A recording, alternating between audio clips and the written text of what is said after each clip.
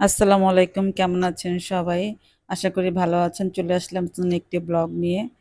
আজকে রান্না করব তিতা করলা ভাজি। আর এই গরম আসলে করলা ভাজিটা আমাদের খুব বেশি খাওয়া হয়। দেখা যায় একদিন পর একদিন বা প্রত্যেক দিনই দেখা যায় থাকে।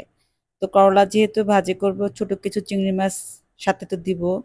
তো ছোট চিংড়ি মাছ প্রথমে একটু হলুদ আর লবণ দিয়ে ভেজে নিলাম। আর আমি করলা ভাজিটা যখন করি, করলার কালারটা একদম সবুজ থাকে আর খেতেও একদম তিতা লাগে না। তো এটার জন্য কিছু টিপস তো আছেই। আর করলা ভাজি করার সময় করলা যখন কাটতে হবে তখন করলার বিচিগুলো ফেলে দিতে হবে, কারণ ভাজির মধ্যে বিচি মুখে লাগলে আসলেই খারাপ লাগে। তো চিংড়ি মাছটা একটু যখন ভাজা ভাজা হয়ে আসবে তখন আমি এখানে পেঁয়াজ আর অল্প করে রসুন কুচি দিয়ে দিব। আর এখন এই যে করলা, আর আমি ছোট একটা আলু দিয়েছিলাম। তো করলা আলু ধুয়ে রেখেছিলাম, পানি ঝরিয়ে রেখেছিলাম। তো এখন করলা কুচিগুলো দিয়ে দিলাম।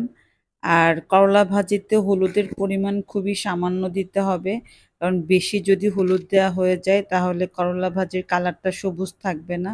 আমি মাছ ভাজি করার সময় যতটুকু হলুদ দিয়েছি ওটাই, এর বেশি আর আমি এখানে হলুদ ব্যবহার করব না।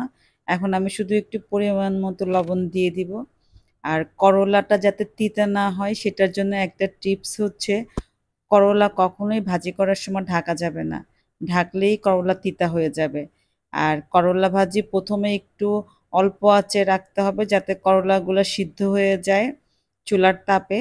পরবর্তীতে যেটা করতে হয় যে করলা যখন আধা সিদ্ধ হয়ে যায় তখন জালটা বাড়িয়ে করলাটা একটু ভাজা ভাজা করে ফেলতে হবে। তখন সেই করলা ভাজিটা গরম ভাতের সাথে কিন্তু অসাধারণ লাগে। আর আমার করলা ভাজিটা উম তিতা হয় না। সবাই খুব পছন্দ করে। বাচ্চারা তো খুবই পছন্দ করে করলা ভাজি। আর করলা ভাজির সাথে যদি একটু চিংড়ি মাছ হয় তাহলে তো কোনো কথাই নাই। তবে আমরা সবসময় করলা ভাজিতে আলু খাই না। মাঝে মধ্যে হয়তো দেই। আমার করলা ভাজির এটা ফাইনাল লুক। খুবই মজা হয়েছিল।